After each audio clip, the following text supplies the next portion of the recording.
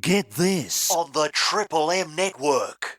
Is everyone feeling fine? Everyone okay? Yeah, good. Completely fine. Okay, how are you, Mr. Abbott? Feeling as womanly as is humanly possible. Sure. Are you enjoying yourself, Mr. Howard? He certainly sure is enjoying himself there. What about you? What have you got to say, Peter Harvey? If they want my sperm, they're going to have to get me into bed and get it the conventional way. Oh, right. Fair enough. That's enough out of you. Richard Tregonning. Alan Brough is here. Sorry, all I can think about is Peter Harvey now and how I'd get him into bed. How would you chat him up? What would you possibly say to him? You have to have a mailbag and lure him. You would? Oh, yes, come and see my mailbags. Yeah. Want some of this? Yeah. Want to read something highly opinionated but completely under-researched? Yeah, I do actually. Hey? Oh, I like that. I like the challenge of chatting up Peter Harvey. Yeah, I know, Alan, but I've just heard that you're no longer in the 4%. The 4%. The 4% of us without mobile phones, you've gone over. Yeah, I've gone over to the other side. What happened? Well, I just basically we're about to go on tour with the Spicks and Specs thing. Yeah. And my agent said to me, you have to have a mobile phone.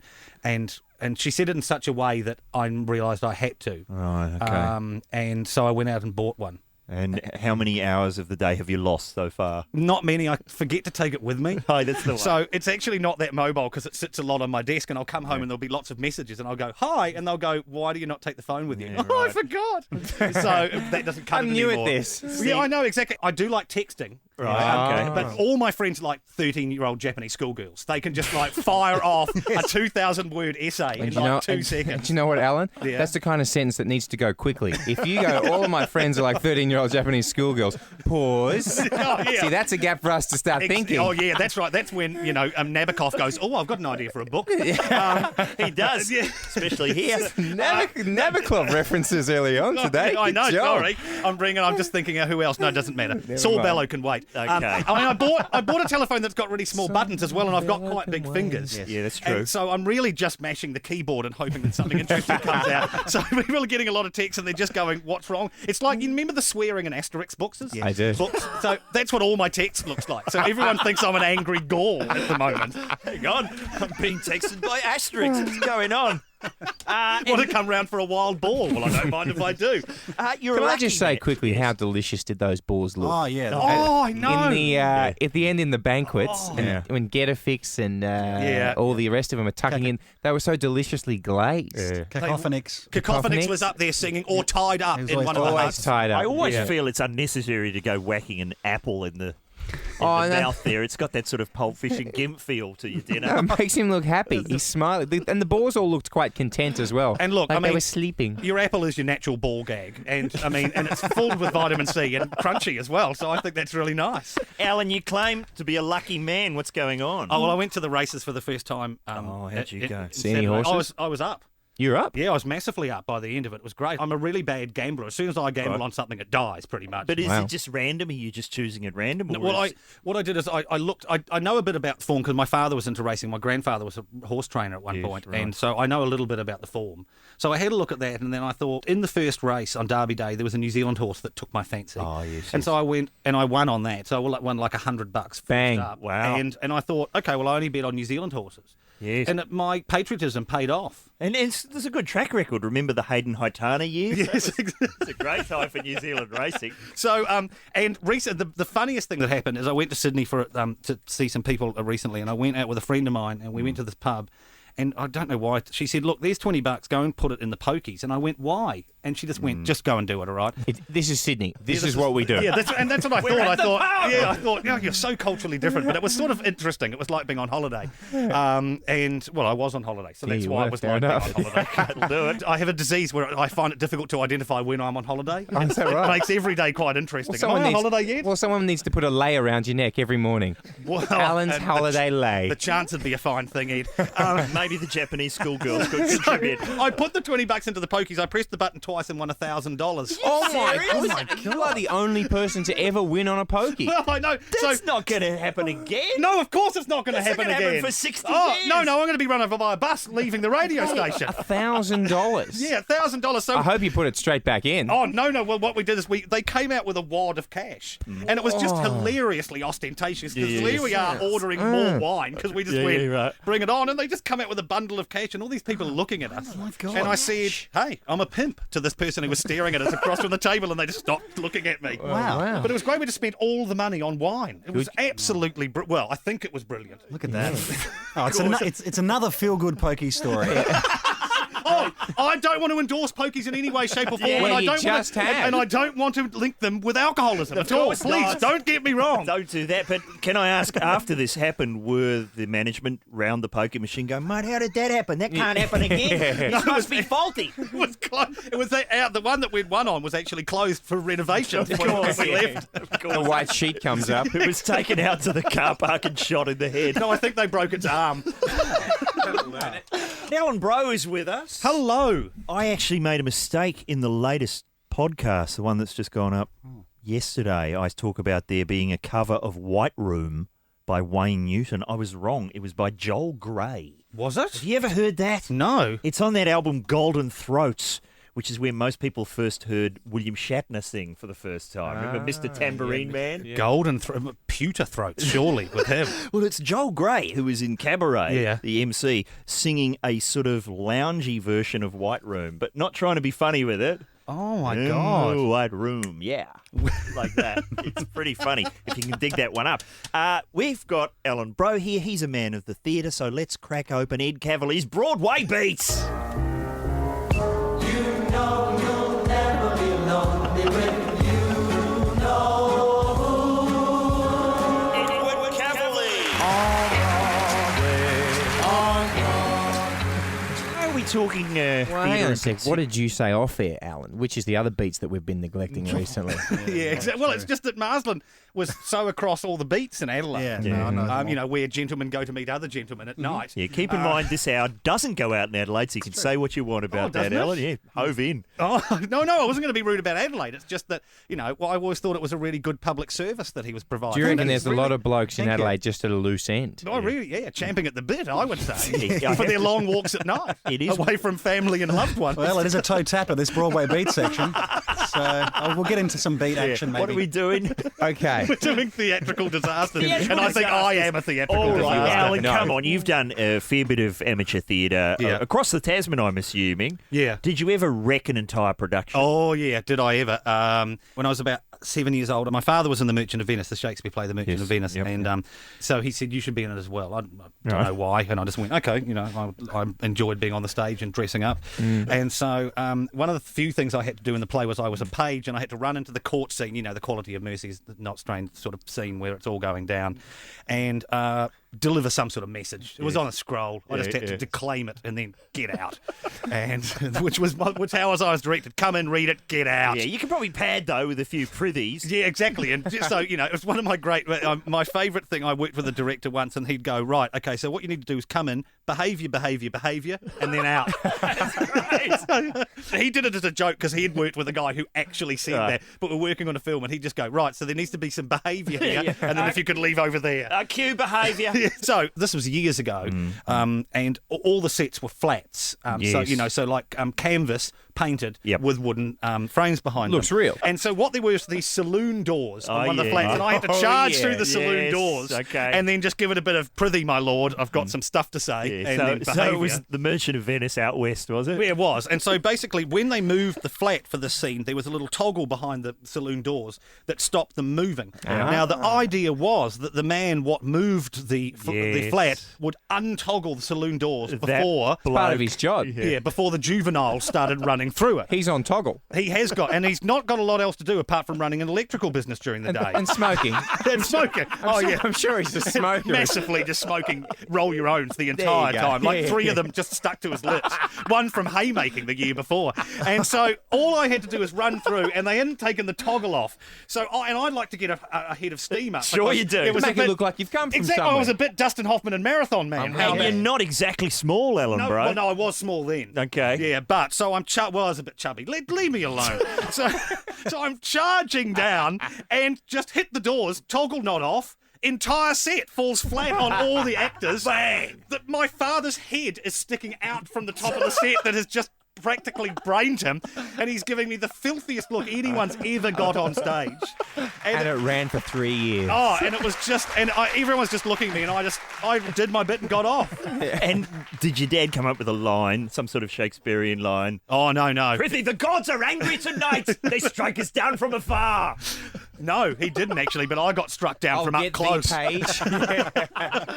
get thee, Page. I'll get you, Page. Oh, sorry, that was gratuitous. Thy toggle. One toggle on, and the whole production went down in flames. It takes something as small as that to ruin a theatrical production. Listeners, surely you've been responsible for something like this. Everyone's done a bit of theatre. It doesn't have to just be your fancy Shakespeare. It could be the School of Stedford. It could be the stage version of Pulp Fiction that you did at my university. Oh. You know who you are. G'day, Luke. Oh, I was 13 years old. I was playing Edmund in The Lion, the Witch and the Wardrobe. Fantastic. And there was a scene where I had to hold a fake baby, and I patted it on the back and its head fell off. Oh, its head fell off. And the audience gave me a round of applause still, so that was all right. That's right. The rule in theatre when that happens is always act like it was deliberate, but that's a hard one to pull off. It's a scene in the book. You probably don't remember it. It's in the adult version of the book. The kids' version of the book, the headless baby was taken out. I like to think that people just thought that you put a really dark edge onto the character, Luke. You know what I mean? Yes. Jeez, that guy's goodies. That's what they thought, I reckon. Yeah, good on you, Luke. Lion, the Witch, and the Headless Baby. Can we top that? G'day, Adam. Okay, 1983. Yes. Princess Theatre. Yep. The opera Così fan tutti. Yes. So here I am dressed as a page boy. Right. And I got the part essentially because the costume fit. Fair enough. And victim of theatrical parents. A black page boy, let's say. Okay. So I've got black makeup all over me, standing there throwing, had a pouch of little gold sort of leaflet things. I'm throwing it across a princess. Okay. And there's a signal from the back of the room, a white card to tell me when to stop throwing the gold. Good. Yep. But with the hot lights and the makeup running, I can't see the board. No, of course So not. I keep throwing away. There's gold, more gold, more gold. I can hear the director in the wings whispering, enough. After 3 or 4 minutes, he comes storming out onto the stage. I said that's enough. Always good. And dragged me out. Fantastic. And the audience reaction? The audience was laughing. They were in tears. And I got dragged off by the scruff of the neck. It's the great thing about something like that is, though, 5 years later, nobody remembers anything about Così fan tutti, whatever that was. They just remember that But bloke. I think I remember him saying, "You'll never work in this town again." Wow. Well, Powerful man. heard that one ourselves. Thank you very much, Adam. G'day, Joe. How are you? Well, I was in a production of Jesus Christ Superstar many years ago. Oh, that always ends badly. It always ends badly, exactly. That's right. Everyone knows it too. And I was one of the high priests, and one of the pivotal scenes, I suppose, one of the big serious scenes is where Pilate sentences Christ to 39 lashes. Oh, yeah. And they do it on stage. Yeah. And the whole cast is on stage. Jesus in the middle, and there's a Roman guard with this cat o' nine tails. Now, the cat o' nine tails is like a stick with these foam strips attached to it. Oh, yeah, that tied look on with real. a piece of string. And Pilate he counts off the lashes, and he goes 1, and the Roman guard hits Jesus, and every single one of the little plastic strips falls off. And the whole cast, the audience, everyone knows. Everyone's thinking the same thing. There's 38 bloody hits to go with this little piece of string tied to a stick.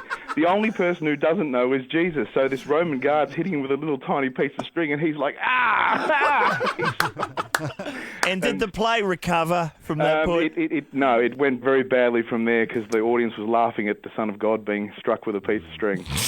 As they rightly should. Oh, that is great. Thank you very much, That is Joe. beautiful. The course of history would have changed dramatically if they'd hit him with string. Yeah. I love that kind of stuff. I've told you before, I once saw a sword fight in Hamlet with only one sword. It's hard to pull off. It can be done.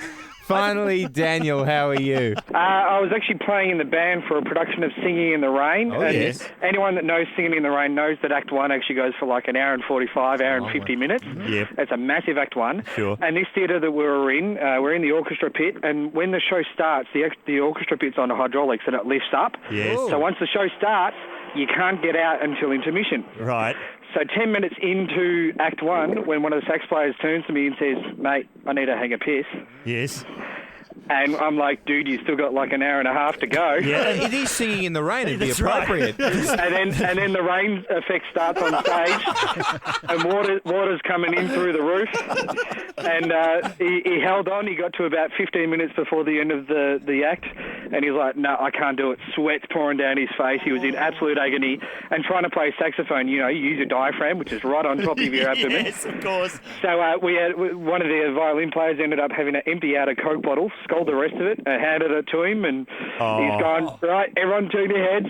A classy moment in the theatre. But surely, doesn't it work with singing in the rain on stage that the rain comes down and then it sort of drains away? They have a kind of drainage. Yeah, but surely unfortunately the drain was at the back of the set for that one. Oh, I see. So it's like peeing in the shower, but on a really big Yeah, but the worst thing about this whole thing was the smell. Yeah, it's always great when a play can be improved by the addition of urinal cakes. Well, that is a fantastic selection of theatrical disasters. Here, get this around the nation on Triple M, with a podcast come thick and fast. What are we up to, Tone? Well, one went up last night. A lot of talk of selling and eating Dixie ice creams. I was spawned and born in this Bay 13. You've got to have a good run-up. You've got to hit the ground flying for that sentence. I was born! You've got to get from 0 to 10 let's give it in less than... He's going to have a crack at it now. How does Rex do it? I don't know. I was born and spawned at half-time in a Dixie ice cream, and through guts and determination, ferret, I got out there. Unquote. New listeners, we can't explain. Now, all I've got written down is, all right, I'm out of here. That's it, Tone. Okay, that's it. Am I still back? Yeah, no, you're Okay. here. Sonically, you're gone, but in the reality, he's still What's this here. about? Tone, this is just breaking points for folks. Oh, okay, so if you've found yourself having to say the sentence, that's it, I'm out of here, I'm outta here. then you can be on the segment. We had some people round the other night, and someone pulled out a guitar. Yeah. It's enough. Or I actually left myself when someone came up to me and said, Ed, oh man, I'm sorry. I accidentally tripped over the couch, fell through your door, and threw West Coast Cooler all over your bed. Gone. How is that an accident? Hit the road. The couch is like 10 metres away from my room. Yeah, I get the feeling, see, the premise is you can't understand why someone's tipped West Coast Cooler all over your bed at the house where you live. Yeah. Okay, let's cut back to tomorrow. Tomorrow. Wow. Let's travel through time. My name is Sam Tyler. No, let's cut back to yesterday. Okay. When you spent about an hour down in the office telling me how much trouble you've got into with your flatmates. Let's keep going. Yeah. Let's not talk about that. Tone. Further into the future, you mean? No. What? Oh, right. I thought you meant let's keep going further into No, the future. let's get out of here, Tone. Okay, Forget go. time travel and not travelling through time. During this show, I've been evicted from 2.5 houses. Yeah, and I don't want to make it 3.5. It's heading for a third. You keep cracking jokes. I know, I get it. When you tell me and Richard, and sometimes Nikki laughs, it's funny. Yeah, it's funny. But at home, it's not playing. It's not playing. They don't want you in that shift. They don't. They want music in that shift at your house. Face it. They need to divert resources from you to the kitchen. It's the problem is I've got to be nicer. Yeah. That's the main issue is I have to be nicer. And that's not easy for me. He's the grumpy one. Yeah, I'm not the grumpy one. I'm just the, Okay. Otherwise, it'll be. That's right. Okay. All right, you, Tony Martin. Well, see, all my stories involve this place. There's going to be trouble. All right. So instead, let's turn to the world of celebrity, where I don't know if you've heard what's happened. Mm-hmm. George Osmond. Who's that? Oh, Donnie's older brother. No, his dad, the patriarch of the family Osmond, has died at 90. He's left the building.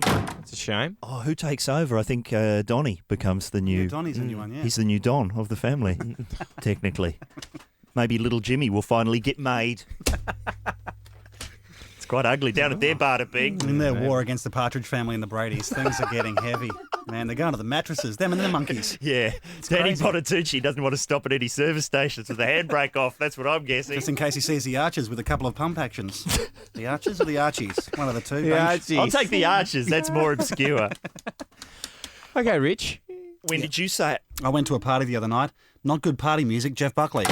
No. What's Jeff Buckley doing on? No, people love Jeff Buckley, assuming that we're back in the year 1996. Now, it's just getting old. Ooh. And it's not Jeff's fault. It's not Jeff's fault. It's the people who pick up a guitar at the end of the night and have a crack at Hallelujah. They're spoiling it for everybody. Well done, Rich. Okay, that's what we're looking for. The time you said, that's it. I'm out of here. Hi, Stuart.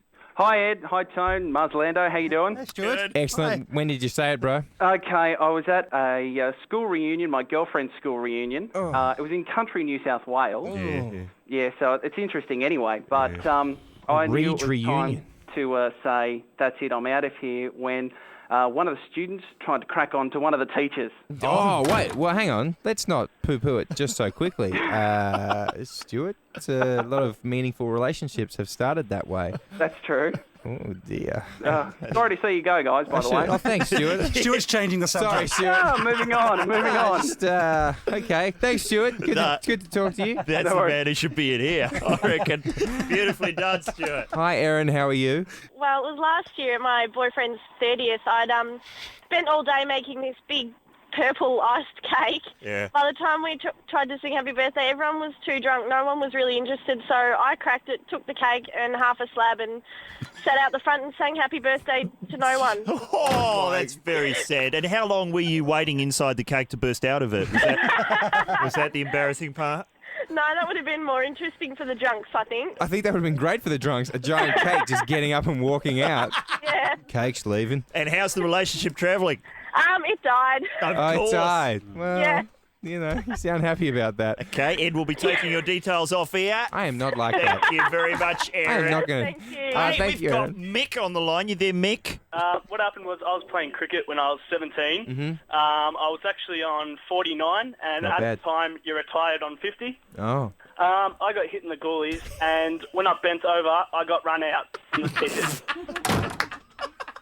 That sounds like it's straight out of Tim Zura's book, I have That's to say. how that happened. And also, guys, this is a bit awkward. I was trying to get on the phone all day to get onto you. On Friday, Yep. I'm actually getting a Rex Hunt tattoo on my arse. Oh.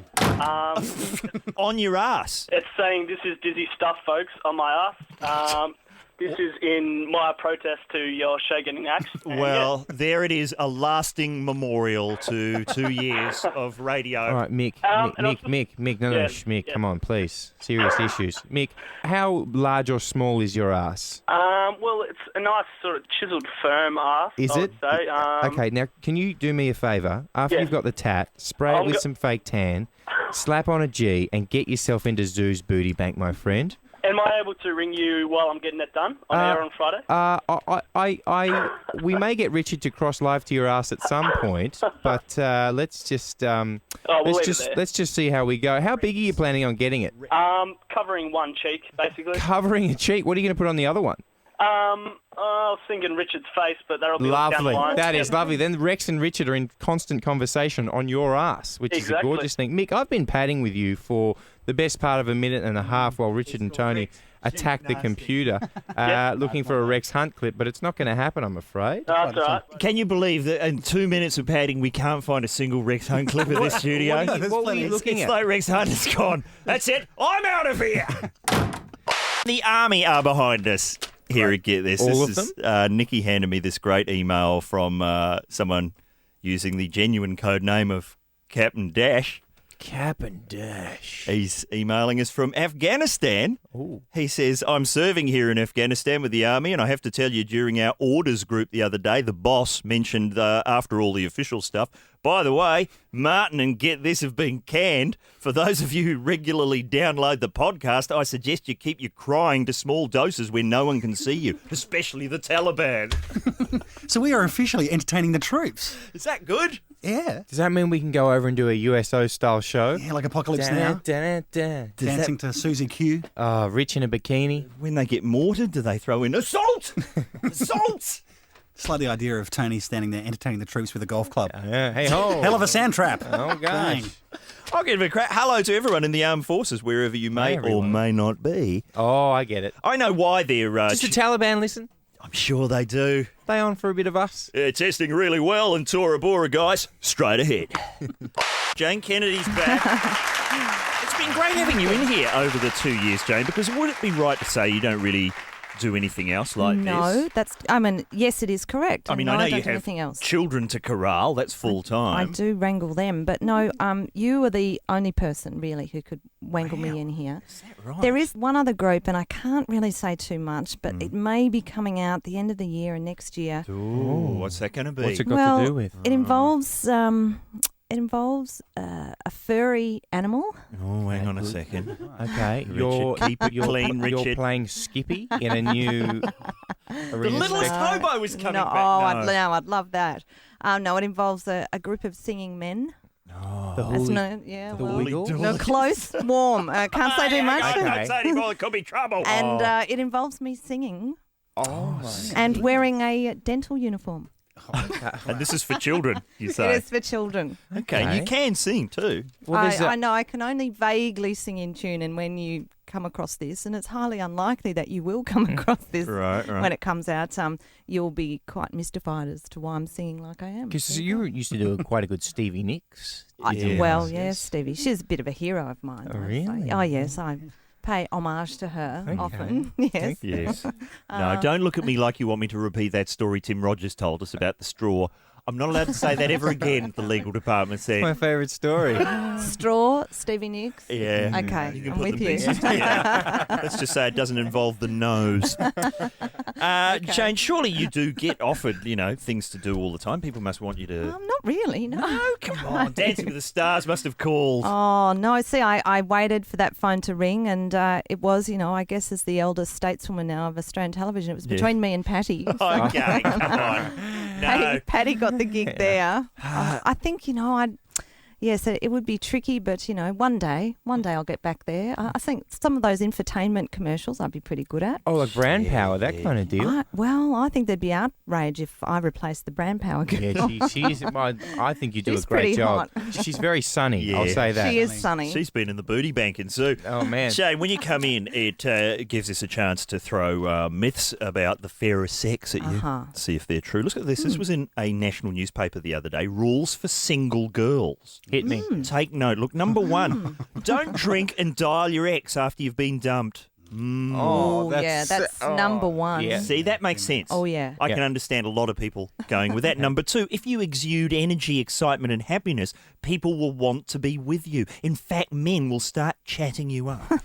Okay, now that sounds kind of sensible, doesn't it? Like you could believe that. Yes. Send flowers to yourself 2 weeks after Valentine's Day, so it looks as if you have a mystery lover sending you flowers at random. That just sounds a bit crazy to me. Yeah. 2 weeks after Valentine's Day. That's my parents used to have one of their favourite records was Frank Sinatra singing the most insane song I've ever heard. I'm going to sit right down and write myself a letter and make believe it came from you. That's psychotic behaviour, I think. Don't rant about. Right, I'll write it myself. There we go. Okay, so those seem like good general tips. Jump down to number 7. Never heard this one. Look thinner on holidays by digging a ditch in the sand around your bottom. Oh, Tony, well, that's an old trick. Is that an old trick? I've not heard of it. I think one of the old tricks, though, is that you could lie down and you never get up. Yeah, right. Because your stomach looks flatter when you're lying down. But this is your ass. This is your ass. You're sitting down. Now, that can work at a beach, but how's that work at a nightclub? Exactly. Or at the Trevi Fountain. Look, I reckon in the end, it's got to be number 10 is how to get guys. And is that what is the topic No, is? listen to this. When it comes to flatmates, we wouldn't advise going for anyone thinner or prettier. Well, that's ruthless. Now, can I No, say... that's fair enough. Remember I said that if you're a bride and you've got bridesmaids, you always make sure they're rather chubbier than you. I have heard that. Yeah. This is like evil. How do you make sure? It's evil. It's Oh, false you just all of a perspective. sudden you go, oh, Helen, would you be my bridesmaid? Gosh, I haven't heard from you, Jane, in about 20 years. Tell me, Helen, what have you been up to? You've been eating a lot? Yeah, photo. Maybe a photo would be good. You haven't changed since school, have you? Still injecting butter? Okay, well. Listen to this. When having a sickie, it is always best to take at least 2 days off to make things more believable. Right. Start fake coughing a few days before to lay the groundwork. Too much work involved. Oh, I can feel a sickie coming on about next Thursday. Getting this? Fake a gym routine Oh, come on. by changing into your sports outfit in the office and then going out to a long lunch, return sweaty and tell everyone you've just jogged 6Ks. Yeah, and then you're blind drunk and you crack onto the guy in accounts, and that's what happens. What a handy list. Okay. I'd say I've used that one. This is the 8th and final rule. Only wear new clothes for the first hour of a party. Then you should still be able to return it to the shop the next day. So what do? You can get rid of the clothes. Outrageous. Yeah, it's still a minute to go before this one goes off. Party. In your ditch. In the ditch you've carved out in the living room. That's right. Where's the host? Oh, just outside in the garden sitting down. I tell you, that would make a really good TV show. Yes. A girl who just does all those things. She's just this creepy girl who uses all those pointers. Are you Putting your hand up, Jane Kennedy? Jane, come on. Ding. We could with some And dancing. I could be that girl. You could be that girl. It could be you. And in this hour, have we got a fabulous prize pack. Checks for a $53,000 breast enhancement and a $10,000 check for repairs to a car. That's right. Or you could win A bear or a giant possum? Take the possum. Seriously, take the possum. Wow, Rich, that really is One bizarre brew. all right. We've got it out of our system. Now. Can't stop him. Jane, we're visiting something today. We visited before on the show. You ready for this, Rich? Yep. We're visiting the 7 circles of social Hell.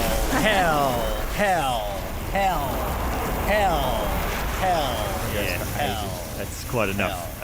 Ed, how does this work? Very simply, Tone and everybody else, you just call in and describe a scenario that is your idea of social health. For example, of any birthday party for a human being between the ages of 1 and, let's say, 8. Go, Rich. Hell.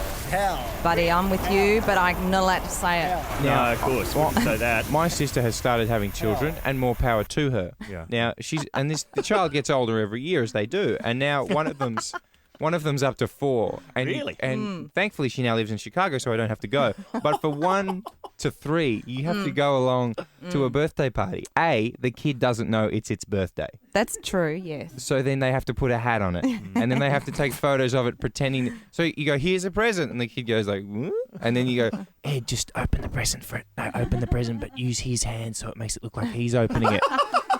Why are we still here? What did you get him? It doesn't matter what I got him. It doesn't matter because he doesn't know. I wrapped up a stick in cellophane. He doesn't know. Wow, that really is a visit to Hell. Have you been there yourself, Jane? Anything at all? I have, but I'm going to change the scenario. It reminds me when I think it was during my days of working radio at Triple M, and as a favour, I reluctantly agreed to DJ a disco Yes. out in the western suburbs. Yes. And I turned up there and it was the wrong night. Oh, the wrong night. That's Hell. And it in fact was like their judo night. yes. And it was very intimidating to walk in on, I have to say.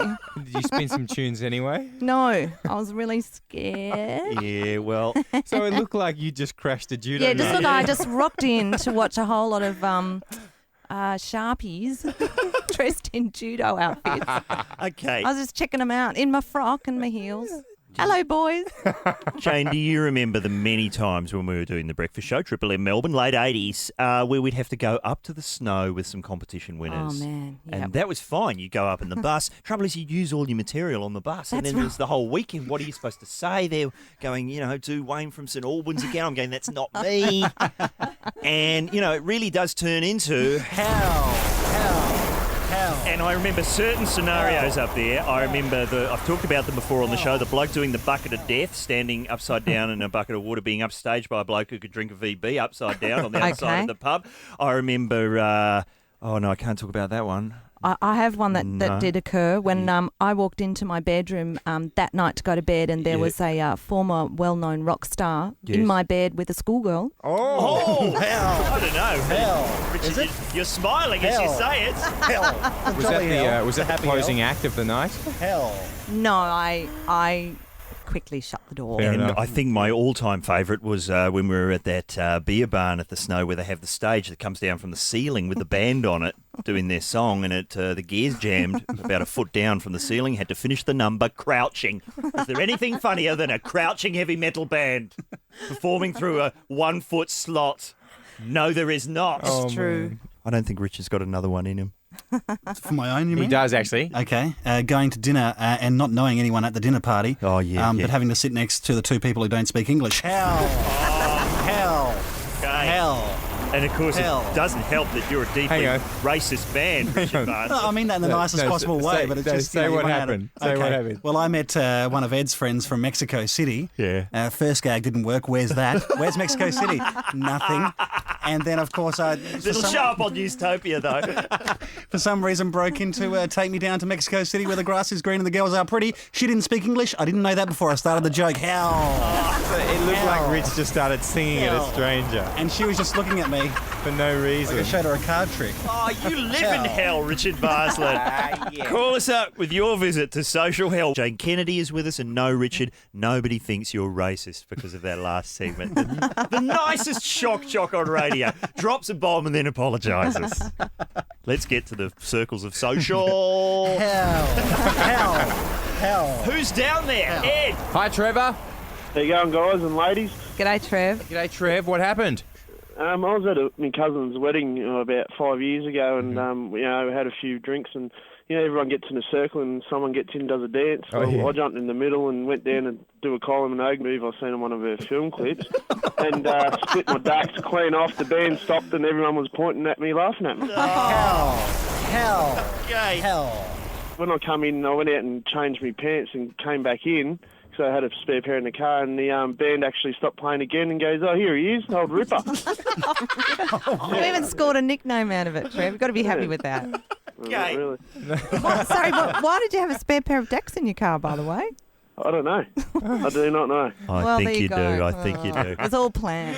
Okay. Nicely done. Good I like luck to with... think that Trevor wears about 6 or 7 pairs of pants, splits one, just tears them off, Velcro, another one underneath. Another one on the breech. Thanks, Trev. G'day, Natalie. How are you? I ended up, as a favour for a friend, going to a Deb ball in sunny Lisco. Yes. And it turned out to be an Egyptian-themed Deb ball. So the debutantes in their white dresses with their little partners were doing pharaoh walks down the aisle like Egyptians. Oh. The reverend, or whatever he was wearing his black suit with his little white collar and a pharaoh headset, like headwear. Yes. There was a pyramid cake. It was just really disturbing, basically. You're in there, Natalie. You're in there. It's disturbing. That's what you want to hear after a wedding. That is a disturbing image, a priest with the little white collar, but the pharaoh's hat on. It feels like it might turn Temple of Doom at any moment. Somebody might have their heart presented to them. Thank you, Natalie. That's romantic. G'day, Walking sideways down the aisle. That's going to get old soon. Wow, one of these days. G'day, Rob. How are you?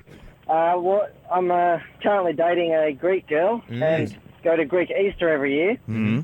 And, have you seen my Big Fat Greek Wedding? Yeah. Yes. Yeah, well, they always try and get me to say, to teach me things that aren't necessarily what it actually is. Oh, okay. Oh, right. So you're being, without saying anything that's going to get us into trouble, what would be an example? Oh, I can't exactly... No, I can't. Oh, wow. How? Okay. Must be good. Tell us this, though. What was the thing that you thought you were saying? I thought I was saying hello, but I was really saying scratch my balls. Okay. How? Getting straight to the point. I mean, they're both useful sentences, Rob. Oh, yeah, they've been useful sentences, but it just haven't been appropriate to say to a, 78-year-old yaya. Okay.